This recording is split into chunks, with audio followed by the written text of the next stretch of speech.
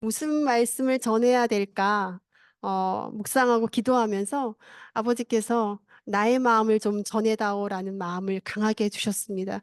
그래서 하나님의 마음, 아버지의 마음을 가장 적절하게 표현한 성경 구절이 뭐가 있을까 고민을 해보았습니다. 물론 성경 전체가 하나님의 마음을 담고 있지만 성경 전체를 가장 잘 함축하고 있는 것이 우리가 이제 요한복음 3장 16절이라는 결론을 내렸습니다.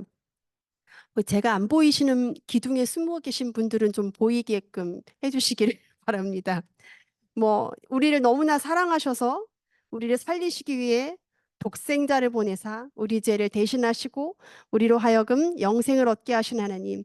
사실 그 하나님 아버지의 마음을 어떻게 다 이해를 하겠습니까? 사실 세상에서도 자식이 부모의 마음을 이해하기는 전부 이해하기는 어려운데 피조물인 우리가 창조주이신 하나님 아버지의 마음을 이해한다는 것은 사실은 다 이해한다는 것은 어불성설이라고 생각합니다. 하지만 적어도 하나님께서 보여주신 만큼 성경을 통해서 이렇다라고 보여주신 만큼 우리가 알 수 있기 때문에 말씀을 가지고 함께 나눠보기를 원합니다. 요한복음 3장 16절은 여러분이 너무 잘 알고 계시다시피 성경에 나타난 하나님의 사랑을 가장 잘 함축하고 있는 말씀이기도 하고 핵심 구절이기도 합니다. 그래서 아마 우리가 성경 구절 암송을 하면 제일 먼저 외우는 것이 요한복음 3장 16절이 아닌가 싶습니다. 우리 다 같이 한번 외워볼까요? 시작. 안 보이네요. 크게. 제가 일부러 안 하고 있습니다. 저를 제가 하면 제 목소리만 들리기 때문에 다시 한번 시작.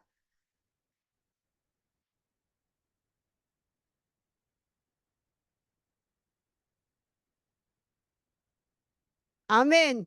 웃기만 하시는 분들은 누구십니까? 저희 자녀들이 웃기만 하고 있네요. 네. 하나님이 세상을 이처럼 사랑하사, 그래서 이처럼 사랑하사가 뭐예요? 이와 같이, 이와 같은 방법으로 사랑하셨대요. 어떠한 방법으로 사랑하셨습니까?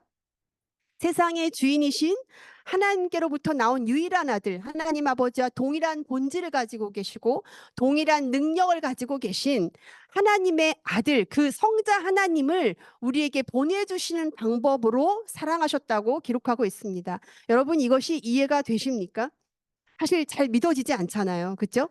보통 어떻게 이렇게 큰일이 생길 수가 있을까? 근데 성자 하나님께서 우리를 살리시기 위해서 자기 몸을 내어 주셨대요. 왜요? 그 목적과 이유가 무엇입니까? 왜? 지금 외우셨잖아요. 우리를 좋아해서. 그 3장 16절 뒷부분에 나오잖아요. 뭐라고 기록돼 있죠? 자신 있게. 저는 항상 질문을 합니다. 아시는 분은 다 아시겠지만. 요한복 그죠? 여러분 자신 있게 뒷절에 뭐라고 써요? 우리로 하여금 어떻게 하기 위해서? 멸망하지 않고 영생을 얻게 하기 위해서라고 목적과 이유가 기록돼 있어요. 여러분, 저희가 멸망이라는 단어를 국어사전으로 찾아봤어요. 그랬더니 망하여 없어지게 되다라고 기록돼 있더라고요. 근데 성경에서의 멸망은 그런 뜻이 아니에요. 성경에서 멸망은 영원한 형벌을 얘기합니다. 영원한 지옥의 형벌을 이야기합니다. 내가 끝내고 싶어도 끝낼 수 없는 더 이상 뭔가를 내가 여기서 멈추고 싶어도 멈출 수 없는 그 지옥의 고통을 계속 마찬가지로 그것도 영생이에요. 영원한 지옥의 고통. 이걸 말하는 게 멸망입니다. 반면 영생은 무엇입니까? 단순한 영원한 생명이 아니라 영원한 생명 그냥 의미 없는 삶이 계속한다는 것이 아니라 하나님과 나와의 관계가 예수 그리스도로 인하여 온전히 회복돼서 하나님과 영원히 함께 산다라는 뜻을 가지고 있습니다. 이 얼마나 감격스러운 얘기예요. 그래서 신명기 33장 29절에 보면 모세가 이스라엘에게 그런 말을 해요. 너희는 행복한 자로다. 여호와께서 구원하신 너희 같은 백성이 어디 있겠느냐 이런 말씀을 하세요. 우리의 죄값을 대신 지시고 우리를 살리시기 위해서 이 땅에 오시고 대신 지시고 우리를 하나님의 자녀 삼아 주시겠다고 그랬어요. 우리 조금 전에 신앙 고백 하셨죠. 그죠? 대표적인 말씀 있잖아요. 요한복음 1장 12절 뭐였습니까? 지금 하셨는데 지금 신앙 고백 하셨잖아요. 자, 큰 소리로. 아니, 그건 3장 16절이고 점심 신앙 고백 시간에 하셨잖아요. 그쵸? 뭐라고 했어요?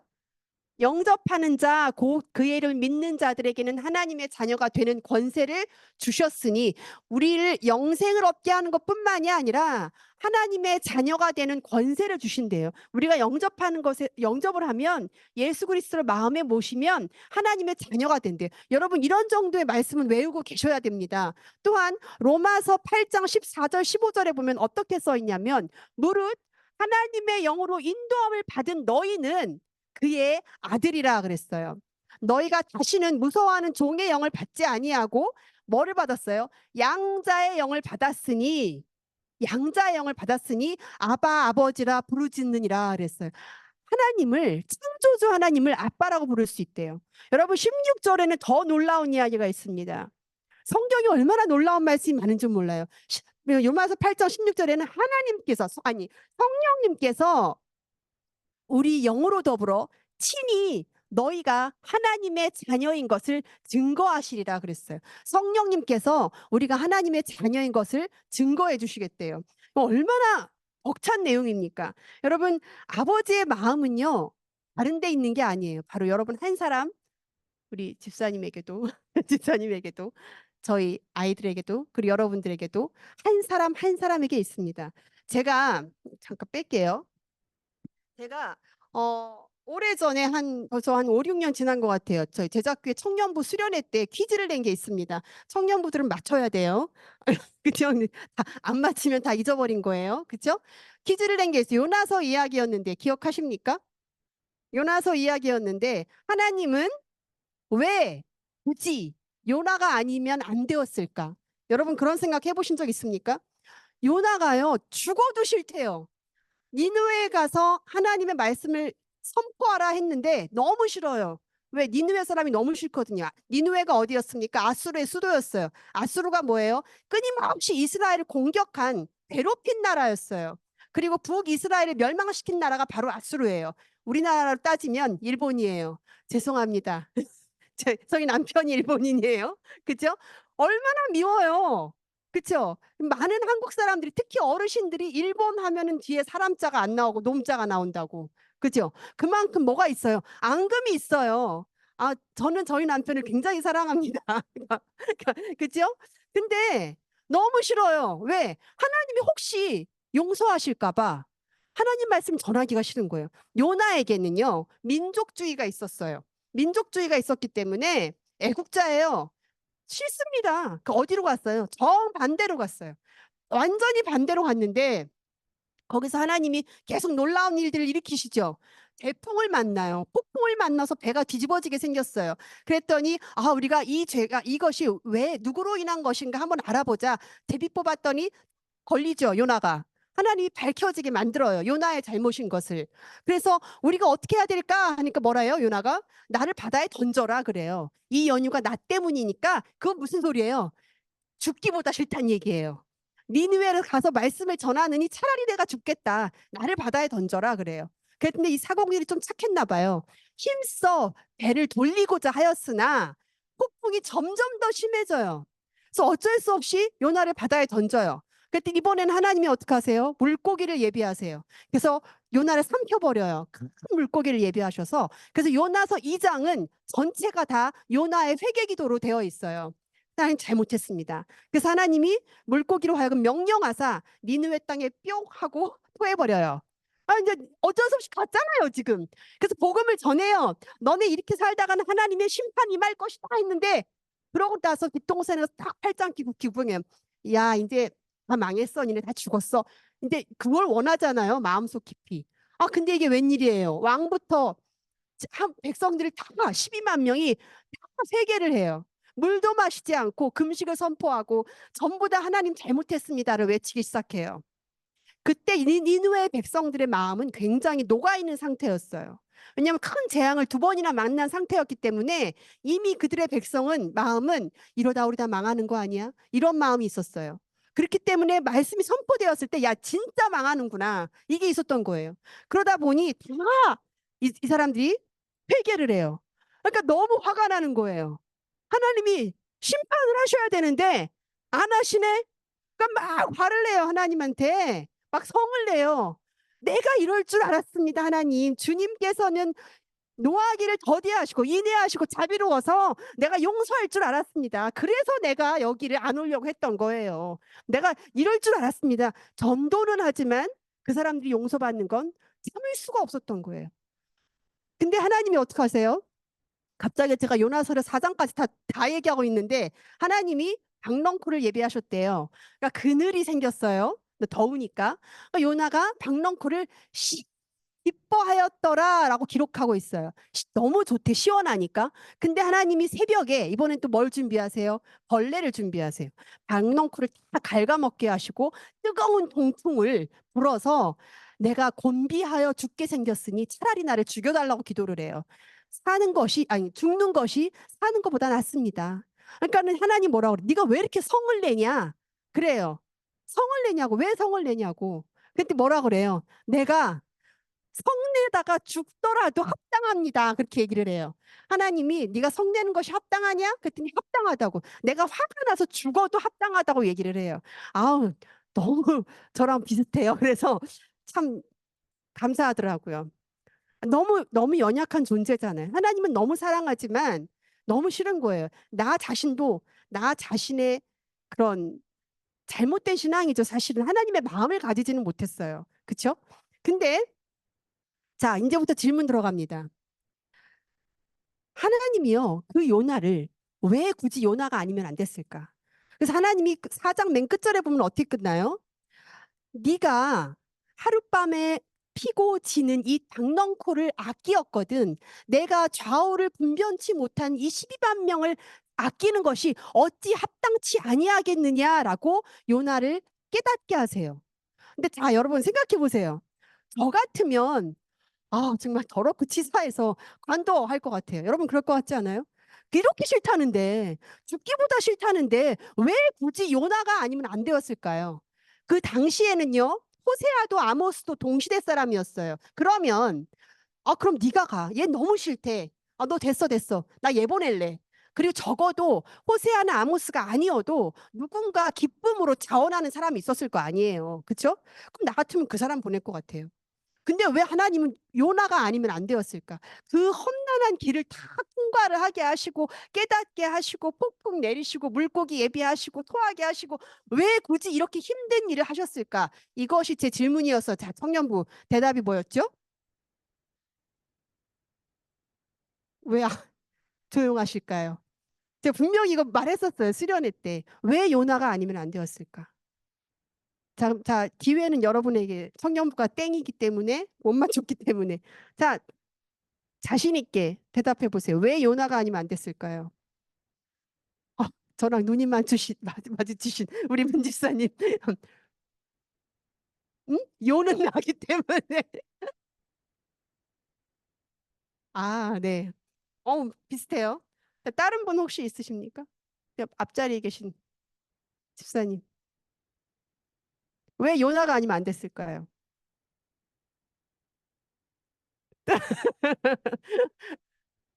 어, 정답이에요. 잘하셨어요. 그냥 이렇게 찍었는데 맞추신 건가요? 아니, 은사가 있으시네요. 찍는 은사. 자, 여러분, 하나님은요, 12만 명의 니느웨 사람도 사랑하셨지만 그 요나 한 사람을 포기하지 않으신 거예요. 그 요나 한 사람을 사랑하셨기 때문이에요. 만약에 하나님이 너 그렇게 싫어? 관둬. 그럼 내가 얘 보낼게 했다면 요나가 성경에 기록됐을까요? 아마도 우리가 요나를 더 이상 성경에서 보지 못했거나 아니면 하나님 말씀에 끝까지 불순종한 그죠? 그런 안 좋은 선지자로 기록이 됐겠죠. 그죠? 하나님께서 하나님께서는 전쟁 중에 수많은 고통받는 사람들이나 기아로 고통받는 수많은 영혼들이나 아니면 독재자로 인해서 하늘도 쳐다볼 수 없는 북한 사람들도 사랑하지만 지금 이 자리에 계신 여러분 한 명 한 명도 사랑하신다는 것을 말씀드리고 싶었어요. 그 니느웨 12만 명도 사랑하시지만 지금 이 자리에 계신 여러분 한 명 한 명도 사랑하신다고 전하라고 하셨어요. 그것이 바로 아버지의 마음입니다. 하나님은 아바 아버지라고 불리시기를 원합니다. 여러분 하나님의 창조물 중에 하나님의 형상대로 지음받은 존재는 인간밖에 없어요. 흙으로 지음받은 존재도 인간밖에 없고 생기를 불어넣은 존재도 인간밖에 없습니다. 하나님은 사람을 지으시고 교제하시고 교통하시고 영광 받으시고 찬양받기를 원하셨어요. 그러나 우리의 죄가 그 관계를 단절시켰습니다. 세상에 의인은 하나도 없다고 그랬어요. 그리고 모든 죄의 값은 뭐라고 그랬어요? 사망. 그죠? 로마서 6장 23절 말씀이죠. 죄의 싹은 사망이요. 하나님의 은사는 그리스도 예수 우리 주 안에 있는 영생이니라 그랬어요. 죄의 결과로 모든 사람이 죽을 수밖에 없대요. 그래서 하나님이 멸망으로 죽을 수밖에 없는 우리 같은 존재를 그냥 보고 있을 수가 없어서 오실 수밖에 없었던 거예요. 여러분, 우리가 착한 일을 하고 옳은 일을 하고 도덕적이기 때문에 하나님께 올 수 있었던 게 아니라 하나님이 선하기 때문에 우리에게 오신 줄로 믿습니다. 주님 앞에 온전한 사람은 한 명도 없습니다. 저도 굉장히 불완전합니다. 여러분도 마찬가지겠죠. 그죠? 하나님 눈에 온전하신 그 한 사람은 십자가에 달리셨습니다. 그 얘기 뭐예요? 새 성경에 나오죠. 의인은 없나니 하나도 없다라고 그랬어요. 그리스도께서 언제 오신 거예요? 우리가 죄인 되었을 때. 자, 어디 말씀이죠? 로마서 5장 8절 말씀이에요. 우리가 아직 죄인 되었을 때 그리스도께서 우리를 위하여 죽으심으로 하나님께서 우리에게 대한 자기의 사랑을 확증하셨느니라. 그래서 확증하셨느니라. 뭐예요? 증명하셨대요. 나타내셨대요. 어떻게? 우리가 죄인 되었을 때 오심으로 인해서 하나님이 나를 얼마나 사랑하시는지, 우리를 얼마나 사랑하시는지 증명하러 오셨대요. 성경에 그렇게 기록되어 있습니다. 얼마나 벅찹니까, 여러분? 여러분, 그 오래전에 제가 뉴스에서 한번 본 적이 굉장히 오래됐는데 어떤 스페인 여자가 납치 자작극을 벌였어요. 남편이 나를 정말 얼마나 사랑하나 테스트해보기 위해서 그게 뉴스에 나온 적이 있거든요. 근데 굉장히 부자였나 봐요. 그 친구들하고 짜고 납치 자작극을 벌였는데 경찰들이 대대적으로 수사를 했어요. 그리고 거액의 돈을 남편에게 요구를 했다고 해요. 근데 나중에 그게 사기극이 밝혀지고 경찰이 질문을 해요. 왜 이런 짓을 하셨습니까? 그랬더니 남편이 정말 나를 사랑하는지 한번 테스트해보고 싶었다고 얘기를 해요. 그죠? 물론 그 남편이 실망시키지 않았대요. 다행이죠. 그러니까 그 얘기는 뭐예요? 돈을 지불했다는 얘기겠죠. 하나님이 우리에게 하신 모든 일을 생각했을 때 그 요한복음 3장 16절을 볼 때 하나님은 우리를 실망시킬 사랑이 아니에요. 하나님은 완전하시기 때문에 완전하신 사랑이기 때문입니다. 나의 죄가 그분을 십자가에 달리게 하신 거예요. 누군가는 이 죄에 대한 책임을 져야 하는데 모든 사람이 죄를 지었기 때문에 내가 너 대신 죽어줄게가 안 되는 거예요. 내 죄의 대가는 누군가는 죄의 싹슨 사망이라고 그러는데 죄의 대가를 치르기 위해서는 누군가 완전한 정말 죄가 없는 누군가가 필요한데 그게 사람 중에는 없는 거예요. 왜? 모든 사람이 죄인이기 때문에. 그래서 하나님이 오실 수밖에 없었던 것입니다. 왜? 너무 사랑하기 때문에. 나를 하나님의 형상대로 지으시고 사랑하셨기 때문에 오실 수밖에 없었던 거예요. 그게 아버지의 마음입니다. 내 자식을 살리기 위해서 기꺼이 죽는 마음. 그게 아버지의 마음이에요. 내 자식이 살 수만 있다면 내가 어떻게 돼도 좋은 그 마음이 아버지의 마음입니다. 이거 되게 유명한 소설인데 혹시 가시곡이라는 소설 아십니까? 제 또래들은 많이 거의 아실 것 같은데 아실 거예요 아마. 워낙 유명한 소설이라 젊은 층은 몰라도 그걸 간단히 요약해 보면은요 되게 굉장히 그 베스트셀러 굉장히 재밌었어요. 장편 소설이었는데 어떤 한 남자가 10살 된 남자아이를 혼자 키우고 있었어요. 근데 엄마는 애를 낳아놓고 자신의 성공을 위해서 프랑스로 떠나버려요. 그죠? 근데 그 아이가 엄마에게 버려진 그 아이가 백혈병에 걸립니다. 근데 이 아버지가 그 아이를 살리기 위해서 그 어둠의 경로를 통해서 자기 신장을 팔아서 병원비를 대려고 그래요.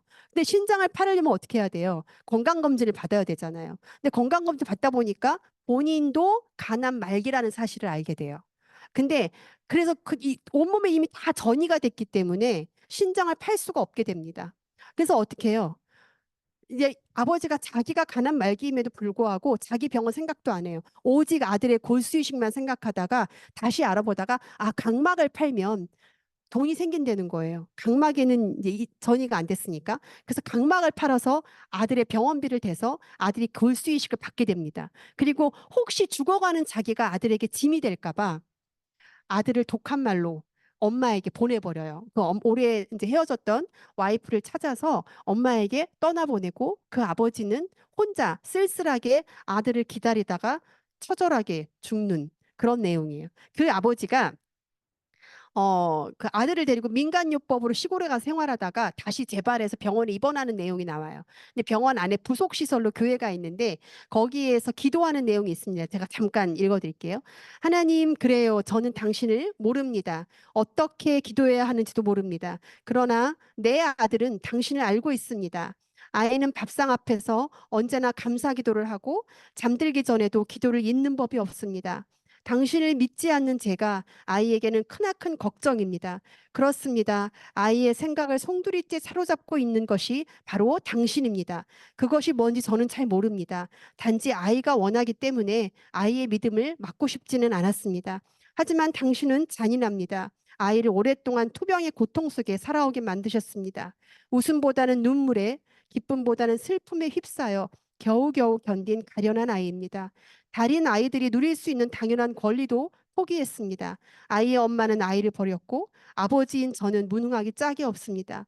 줄곧 당신을 믿고 의지해온 아이를 당신은 외면했습니다. 너무합니다. 하지만 이제 아이의 믿음이 옳았기를 바랍니다. 공평의 하나님이길 바랍니다. 아이의 믿음대로 당신이 절대자이길 바랍니다. 그 절대적인 힘으로 아이를 살려주십시오.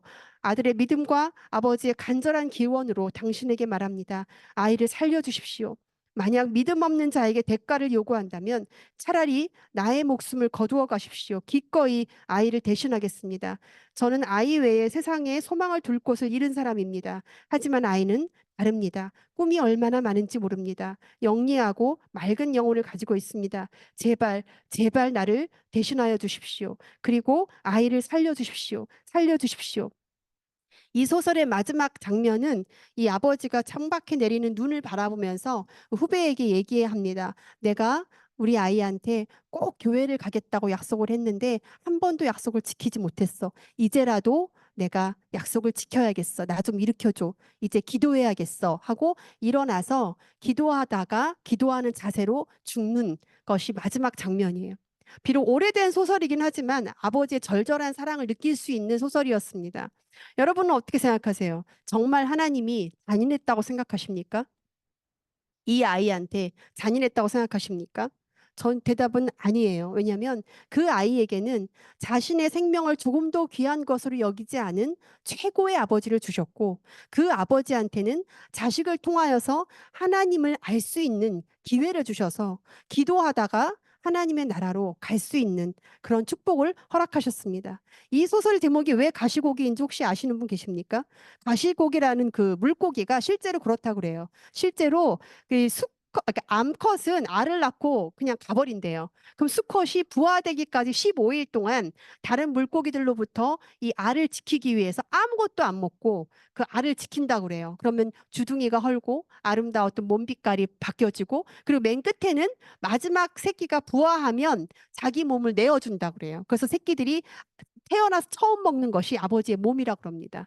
그래서 아주 희귀한 물고기긴 한데, 그래서 가시고기 하면은 생각나는 게 아버지의 사랑이라고 그래요. 여러분 성경 전체를 통해서 볼 수 있는 하나님의 마음을 한마디로 말한다면 그것은 하나님께서 택하신 자녀들을 향한 사랑입니다. 성경은 하나님은 뭐라고 기록돼 있어요? 사랑이시다라고 기록돼 있습니다. 사랑하면 생각나는 장 딱 나와야죠. 그렇죠? 어디예요? 어디예요? 전사님 크게 얘기하세요. 어디? 제가 원하는 대답이 아니에요. 그러니까 사랑장 어디죠? 고린도서 13장. 그쵸? 아시는 거 알고 있어요. 아시는. 선생님 너무 깊게 생각하셨어요. 자, 13장 하면 딱 나오잖아요. 우리가 고린도서 13장을 다 읽어볼 수는 없지만 4절에서 8절까지 이걸 한꺼번에 띄우기는 어렵군요. 4절에서 보면은 사랑은 오래 참고 사랑은 온유하며 혹시 4절부터 보여주시겠습니까? 4절에서 8절까지. 아, 제가 4절에서 8절까지 부탁드렸는데 없나 봐요. 어쨌든 사랑은 오래 참고 사랑은 온유하며 이거를 가지고 그 앞에 사랑자를 빼보고 하나님 자를 한번 넣어보세요. 하나님은 뭐하고? 오래 참고, 하나님은 온유하며, 하나님은 투기하지 아니하며, 하나님은 자랑하지 아니하며, 하나님은 교만하지 아니하며, 하나님은 무례히 행치 아니하며, 하나님은 자기의 유익을 굳이 아니하며, 하나님은 성내지 아니하며, 하나님은 악한 것을 생각지 아니하며, 하나님은 불의를 기뻐하지 아니하시며, 하나님은 진리와 함께 기뻐하고 모든 것을 참으며 모든 것을 바라며 모든 것을 견디느니라 라고 한번 읽어보세요. 그 사랑의 특징마다 끊어서 한번 다시 해볼까요? 지금 나왔는데. 어, 자, 해볼까요? 끊어서 해보세요. 시작. 하나님은 오래 참고, 하나님은 온유하며, 하나님은 시기하지 아니하며, 하나님은 자랑하지 아니하며, 하나님은 교만하지 아니하며, 하나님은 무례히 행치 아니하며, 하나님은 자기의 유익을 굳이 아니하며, 하나님은 성내지 아니하며, 하나님은 악한 것을 생각지 아니하며, 하나님은 불의를 기뻐하지 아니하며, 하나님은 진리와 함께 기뻐하고, 하나님은 모든 것을 참으며 모든 것을 믿으며 모든 것을 바라며 모든 것을 견디느니라. 하나님은 언제까지나 떨어지지 아니하되 예언도 패하고 방언도 그치고 지식도 패하리라. 여기에다가 한번 자기 이름을 한번 넣어보세요. 제가 한번 해보다가 첫 절에서 그만뒀어요. 부끄러워서. 정화는 오래 참고 아우 주여 아닙니다. 정화는 온유하며 아우 주여 이건 더 아닙니다. 정화는 성내죠. 아우 주님 맨날 성냅니다. 부끄러워서 끝까지 못 읽겠더라고요. 아버지 마음을 가졌으면 저도 이렇게 돼야 되는데 그게 안 되더라고요.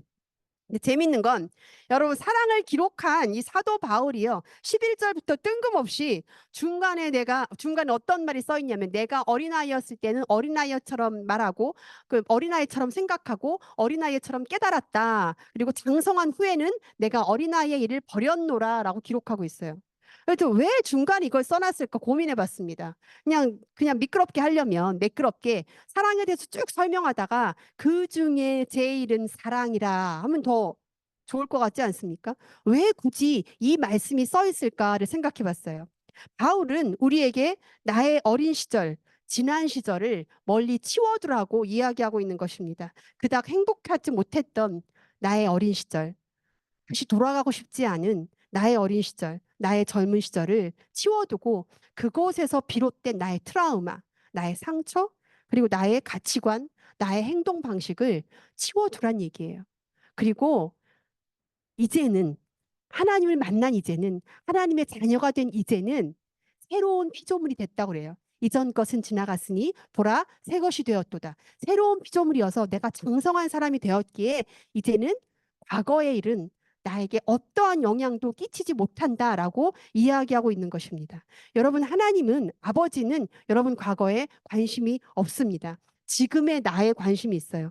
우리가 예수 그리스도를 나의 구주로 받아들이는 순간 우리는 사탄의 그늘에서 하나님의 보호하심으로 들어가게 되는 거예요.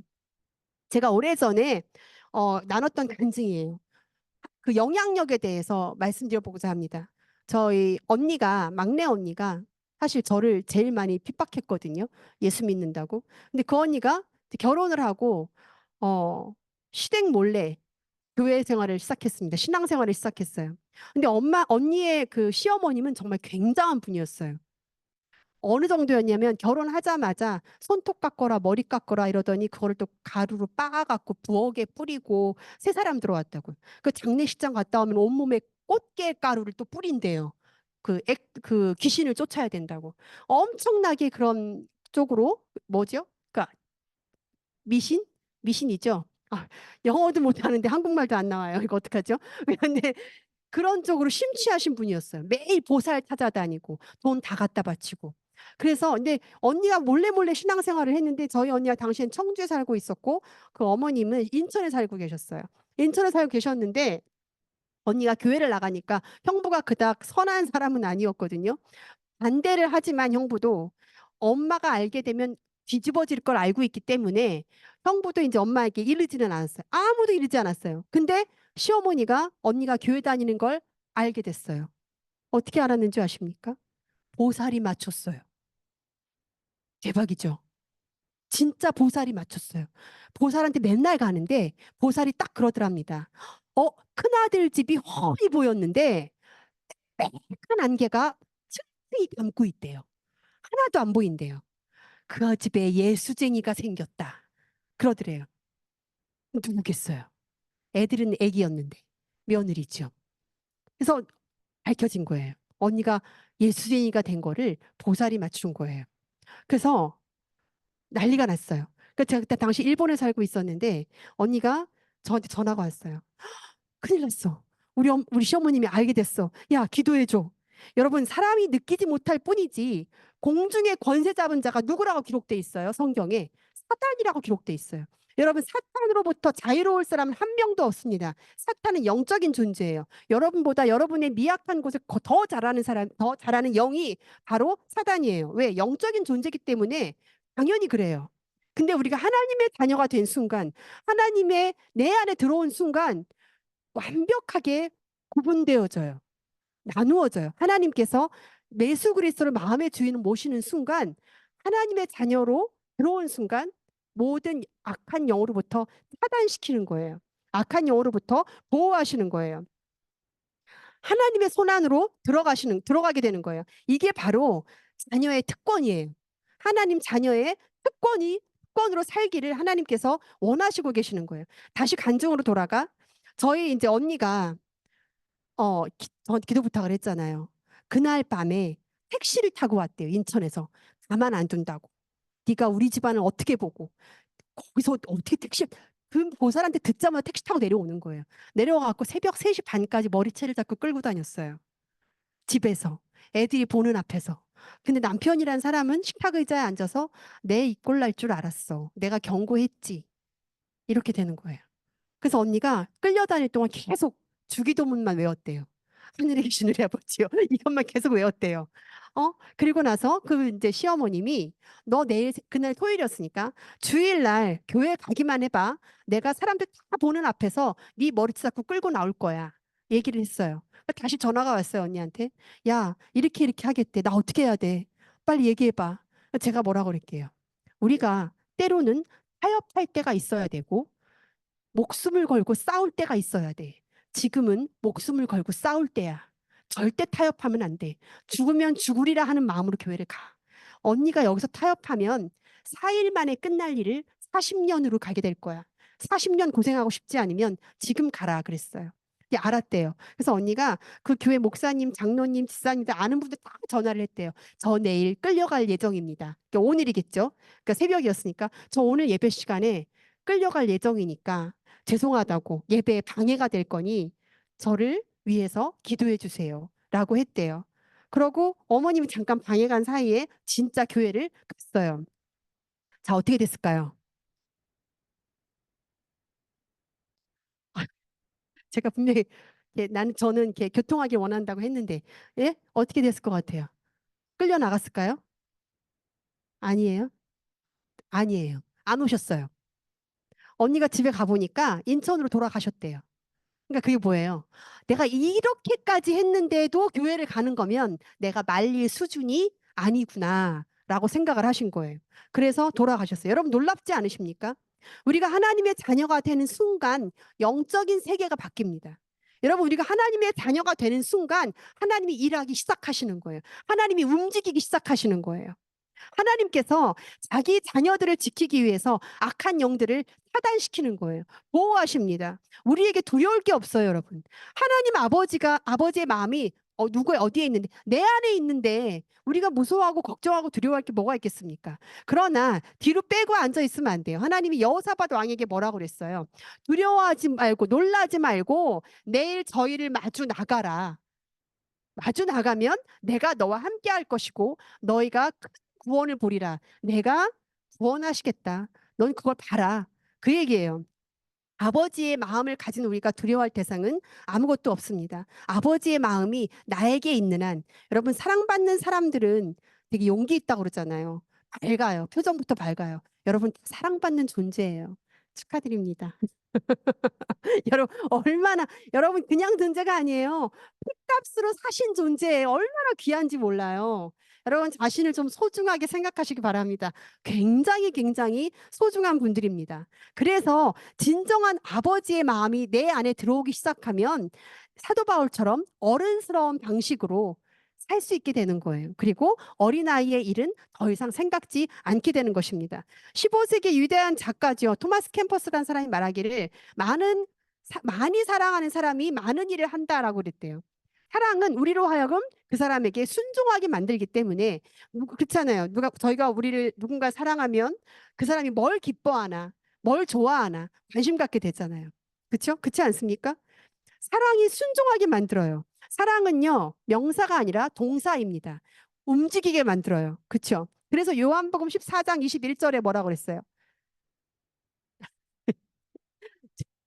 계속 같이 물어 죄송합니다. 여기 없을 거예요. 제가 안 드렸어요, 말씀. 요한복음 14, 21절. 나의 계명을 가지고 지키는 자라 나를 사랑하는 자는 내 아버지께 사랑받을 것이요. 나도 그를 사랑하여 그에게 나를 나타내리라 그랬어요. 나의 계명을 가지고 지키는 자는 나를 사랑하는 자래요. 사랑하기 때문에 하나님의 말씀이 무엇인지 궁금하고 하나님을 사랑하기 때문에 하나님 말씀대로 사라지고 싶고 하나님을 사랑하기 때문에 하나님이 원하는 거를 하고 싶어 하는 거예요. 하나님을 사랑하는 마음이 너무 크다 보니까 자꾸 기도하게 되고 자꾸 말씀 보게 되고 오늘은 하나님이 뭘 원하실까 이게 된다는 거예요. 뭐가 그렇게 바뀌게 만든다는 겁니다.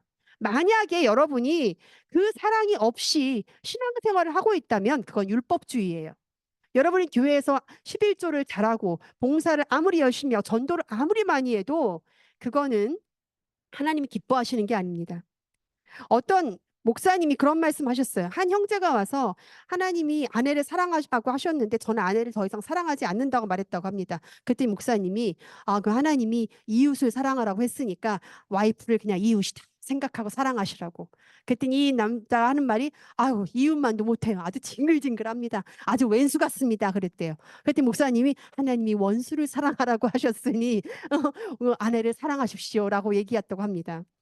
성경에는 나의 감정과 상관없이 사랑하고 행하라라고 가르치고 있어요. 근데 이게 하나님 아버지의 마음이 없으면 사실 불가능에 가깝습니다. 그렇지 않습니까? 우리는 내가 좋아하는 사람을 사랑하게 되잖아요. 그렇죠? 내가 싫어하거나 나를 싫어하거나 나랑 정말 안 맞아. 이런 사람을 사랑하기가 참 어려워요. 근데 참 신기하죠. 아버지의 마음이 들어오면 이게 가능해져요. 그 사람이 안 돼 보여요. 짠하고 긍휼한 마음이 생겨요. 그리고 기도를 시작할 수 있게 돼요. 나는 안 되는데 내 안에 아버지의 마음이 들어올 때 그것이 가능해집니다. 나의 의적 결단으로 시작돼요. 내 마음에 아버지의 마음이 들어왔을 때 하나님께서 일하기 시작하는 것입니다. 우리가 오늘 노래도 하고 암송도 하는 이 요한복음 이 시계가 주무시네요. 요한복음 3장 16절이 사실은 어, 요한 1서 3장 16절과 연결되어 있습니다. 우리 요한복음 3장 16절 다 같이 읽어볼까요? 시작. 하나님이 세상을 이처럼 사랑하사 독생자를 주셨으니 이는 그를 믿는 자마다 멸망치 않고 영생을 얻게 하려 하심이라. 아멘. 그다음 요한 1서 3장 16절입니다. 그가 우리를 위하여 목숨을 버리셨으니 우리가 이로써 사랑을 알고 우리 목숨을 버리는 것이 마땅하니라. 아멘. 이 말씀은요, 하나님의 사랑에 대한 우리의 응답입니다. 요한이 말하는 것은 여러분을 향한 하나님의 사랑이 이제 여러분을 통해서 흘러가야 된다라고 말하고 있는 거예요. 여러분이 하나님의 사랑을 받았다면 여러분을 통해서 그것이 흘러가야 된대요. 고여있는 연못이 아니라 강처럼 흘러가서 나를 통해서 다른 사람도 아버지의 마음을 알 수 있게끔 해야 된다. 그 말씀이에요. 하나님이 원하시는 거는요. 다른 게 아니에요. 여러분이 뭐 신앙생활을 잘하고 뭐 이렇게 뭐 헌금을 잘하고 이걸 원하는 게 아니라 여러분의 마음을 원하세요. 그리고 하나님은 많은 사람들이 우리가 그 마음을 가지고 다른 사람에게도 하나님의 마음을 전해주기를 원하고 계세요. 예수님께서 가장 큰 계명을 묻는 자에게 뭐라고 그러셨죠? 두 계명 나오죠. 첫 번째가 뭐였습니까? 너희가 마음을 다하고 목숨을 당하고 뜻을 당하여. 그죠? 하나님을 사랑하라고 하셨고, 둘째가 뭐였습니까? 왜 이렇게 다 조용하세요? 다 점심 드시고 피곤하십니까? 와, 둘째는 뭐예요? 네 이웃을 내 몸과 같이 사랑하라였잖아요. 그죠? 자신 있게 대답을 하세요. 다 아시죠? 다 아시는 줄 믿습니다. 근데 아까도 말씀드렸듯이 나를 미워하는 사람, 내가 미워하는 사람 사랑하기 어렵습니다. 내 마음의 자리가 바뀌지 않으면 불가능합니다. 여러분 그거 아세요? 하나님을 믿는 사람은 많지만 하나님을 전심으로 사랑하는 사람은 생각보다 그렇게 많지 않습니다. 어떻게 신앙생활을 해야 되는지도 알고 헌금도 하고 다 해요. 뭐 기도도 하고 신앙생활 다 잘해요. 그러나 하나님을 전심으로 사랑하지 않아요. 우리가 하나님을 전심으로 사랑하지 않으면 교회에 나오는 것이 마치 티네이저가 저희 집 아들도 티네이저지만 티네이저가 자기가 필요할 때 방에서 나오는 거랑 똑같아요. 필요할 때만 나오잖아요. 그렇죠? 교회에 일주일에 한 번씩 나와서 하나님 잘 지내셨어요? 하는 거 똑같아요. 그리고 티네이저들이 자기가 필요할 때만 나와서 엄마 나 뭐 필요해? 라고 얘기하는 것처럼 하나님한테 하나님 건강 주세요. 하나님 이거 주세요. 하나님 저거 주세요. 하나님 관계가 회복되게 해주시고 하나님 이거 해주시고 다 그거예요. 필요할 때만. 근데 아십니까? 하나님은 함께 사시기를 원하시는 거예요. 함께 사시기를. 하나님은 사실 나를 위해서 더 이상 뭘 할 필요가 없으신 분입니다. 하나님은 이미 우리에게 모든 것을 주셨습니다. 사실 이 사실 한 가지만으로도 우리는 두 손 들고 하나님을 찬양하고 하나님은 선하시다고 말할 수 있습니다. 그래서 성경은 사랑이신 하나님이 모든 일을 시작한다고 말씀하고 있는 것입니다. 하나님이 원하시는 것은 아까 제가 말씀드린 것처럼 그 어떤 것보다 여러분의 사랑을 원하시는 여러분의 마음을 원하세요. 우리가 누군가를 사랑하면 그 사람이 원하는 걸 하듯이 하나님을 사랑할 때 자연스럽게 손이 올라가고 자연스럽게 하나님 오늘은 무슨 말씀을 하실까 기대가 되고 그죠? 그 자연스럽게 성경이 재밌어지고 이게 되는 거예요. 하나님을 사랑하는 마음이 하나님을 향한 사랑이 우리를 움직이게 하고 우리를 숨쉬게 하고 우리를 예배하게 하고 우리를 살아가게 만듭니다. 그리고 하나님에 대한 마음이 사랑이 다른 사람을 향하여 돌아보게 되고 누가 더 필요한 사람이 없는지 돌아보게 되고 그렇죠? 나아가게 만드는 열매를 맺게 하시는 거예요. 우리가 하나님의 방법으로 행동하면 하나님께서 도우실 줄로 믿습니다. 제가 대학 다니던 시절 저를 양육해 주신 선교사님이 계세요. 정말 감사한데 저 한 5년 양육받고 그분이 카자흐스탄 선교사님으로 가셨고 지금도 거기 계십니다. 근데 그분이 하신 말씀이 기억이 나는 말씀이 있어요. 그분이 무슨 말씀하셨냐면 자기가 알아서 계획하고 결정하고 행하는 사람에게는 굳이 하나님께서 개입하거나 도우실 필요가 없다. 하지만 하나님의 도움 없이는 살 수 없다고 고백하며 목 빼고 하나님의 결정만을 기다리고 또 기다리고 또 기다리는 그 사람에게는 하나님께서 개입하지 않을 수 없다. 이런 말씀을 하셨어요. 그때 그 말씀이 굉장히 큰 도전이 됐습니다. 그래서 30년이 지난 지금까지도 기억을 하고 있습니다. 여러분, 아버지에게 가장 상처가 되는 것이 뭔 줄 아십니까? 너무 질문을 많이 하나요? 아버지에게 가장 상처가 되는 건 무시하는 거예요. 이건 육신의 아버지도 마찬가지예요. 함께 살고 있지만 함께 살고 있지 않은 것입니다. 보이지 않는다고, 들리지 않는다고 아버지를 무시하고 살고 계시진 않습니까? 하나님이 눈에 보이지 않는다고, 직접적으로 들리지 않는다고, 내 마음대로, 내가 원하는 대로 결정하고 계시진 않습니까?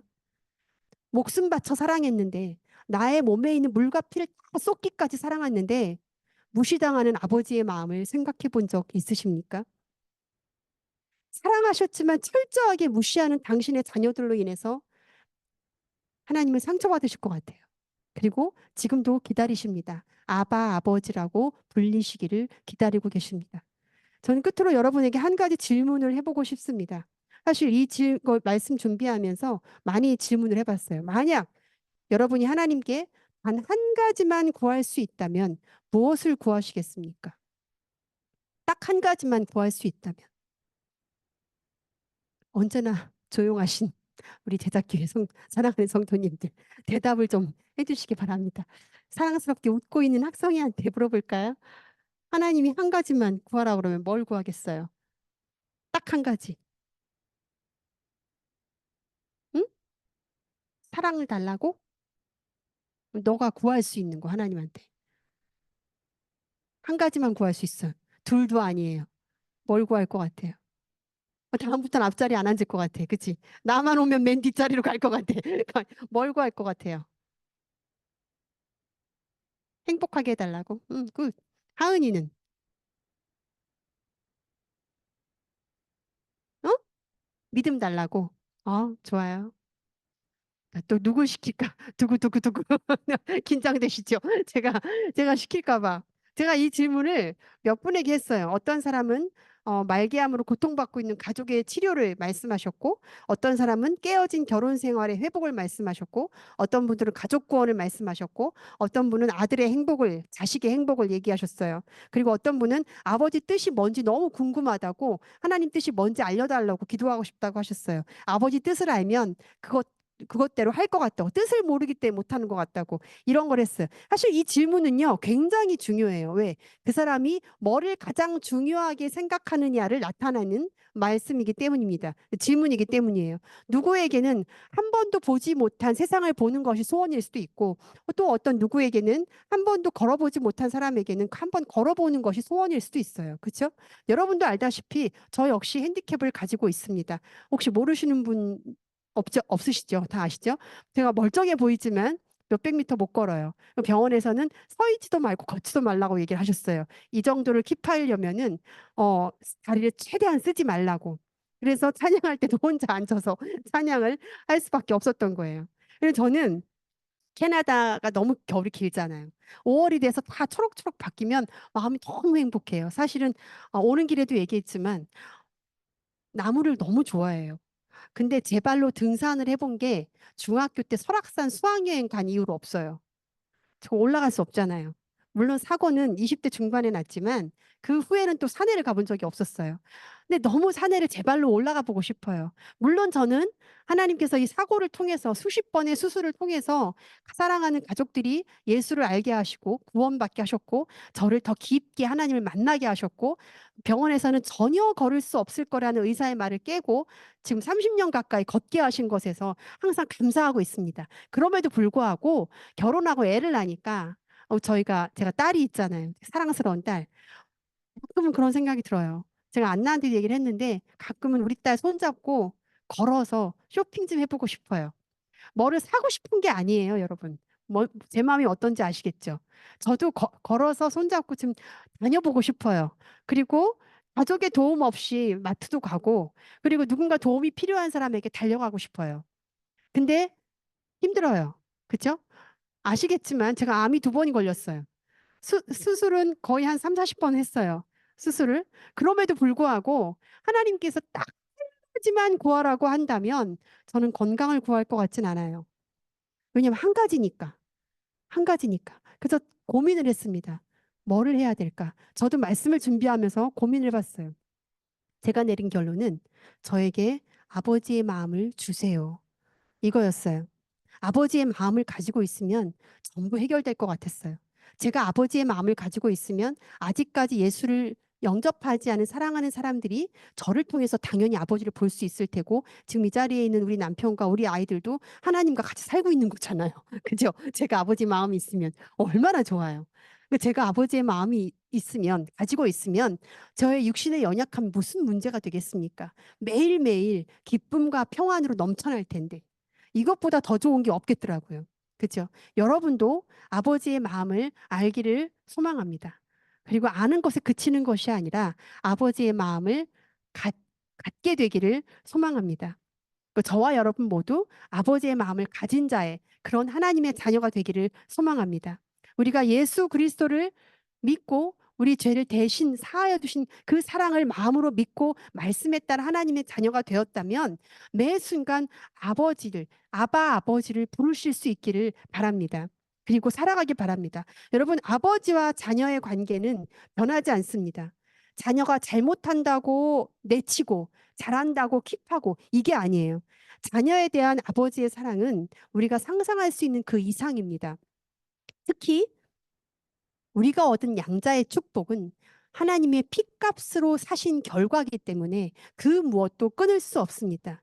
그 무엇도 우리를 하나님과의 관계에서 멀어지게 할 수 없어요. 좋은 아버지가 좋은 자녀를 만드는 거지, 좋은 자녀가 좋은 아버지를 만드는 게 아니에요. 선하신 하나님이 우리를 선하게 만드는 겁니다. 여러분, 선하신 하나님께 나와 왔을 때 하나님께서 우리를 선하게 만드시는 거예요. 그게 바로 복음의 기적입니다. 그게 바로 하나님이 원하시는 거예요. 하나님을 통해서 하나님의 영광이, 하나님의 마음이 다른 사람에게 전달되게 하시는 것. 그게 바로 하나님이 원하시는 거예요. 매 순간, 매 삶에 하나님이 아버지 되심을 기억하실 수 있기를 바랍니다. 생명 다해 살리신 우리 아버지를 보이지 않는다고, 들리지 않는다고 무시하지 마시기를 바랍니다. 아버지가 가장 원하는 거는 여러분의 마음입니다. 그 아버지의 마음이 느껴지십니까? 십자가를 바라보세요. 아, 여기는 없군요. 십자가를 바라보세요. 십자가에 아버지의 마음이 담겨 있습니다. 로마서 8장 32절에 자기 아들을 아끼지 아니하시고 우리 모든 사람을 내어 주신 이가 어찌 그 아들과 함께 모든 것을 우리에게 주시지 않겠느냐라고 기록하고 있습니다. 아버지의 마음을 기록하고 있어요. 자신의 피를 쏟아 우리를 하나님의 자녀로 삼으신 우리 아버지는 바로 이 자리에 여러분과 함께 계십니다. 그리고 우리를 위해 언제나 준비되어 있습니다. 그리고 말씀하고 계십니다. 내가 여기 있어. 다른 데 보지 마. 내가 여기 있다. 나를 불러보아라. 내가 응답할 것이다. 그리고 성경에서 수많은 곳에서 계속 말씀하고 계세요. 나를 불러라. 네가 알지 못하는 크고 비밀한 일을 보이리라. 내가 너를 도와주겠다. 내가 앞서 행하겠다. 내가 너를 인도하겠다. 네가 불 가운데로 지나가도 불꽃이 너를 사르지 못할 거고 네가 물 가운데로 지나가도 네가 가지지 않을 거래요. 침몰하지 않을 거래요. 하나님께서 계속 말씀하고 계십니다. 아버지가 우리와 함께 계시기를 원하십니다. 아버지로서 하나님의 자녀인 우리에게 복 주시기를 원하십니다. 우리를 지키시기를 원합니다. 그 얼굴을 우리에게 비치사 은혜 베푸시기를 원하십니다. 그 얼굴을 우리에게 드사 평강 주시기를 원하시고 복 주시기를 원합니다. 그리고 그 복이 내 자녀에게 그리고 그 밑에 자녀에게 천대에 이르기까지 흘러가기를 원하십니다. 그것이 바로 아버지의 마음입니다. 기도하시겠습니다. 우리 이 시간에는